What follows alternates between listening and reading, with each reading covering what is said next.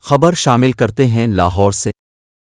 نگران وزیر اعلیٰ پنجاب محسن نقوی نے سول سیکریٹریٹ کا تفصیلی دورہ کیا اور سول سیکریٹریٹ کے مختلف شعبوں میں جاری تعمیراتی کاموں کا جائزہ لیا۔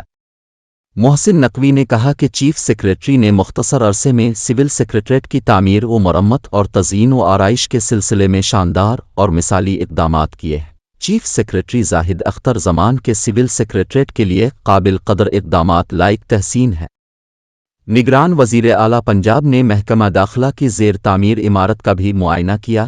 محسن نقوی نے سول سیکریٹریٹ میں جاری تعمیراتی کاموں میں اعلیٰ معیار کو سراہا اور تعمیراتی کام جلد مکمل کرنے کی ہدایت کی۔ چیف سیکریٹری زاہد اختر زمان نے جاری تعمیراتی کاموں اور تزئین و آرائش کے بارے میں وزیر اعلیٰ کو بریف کیا۔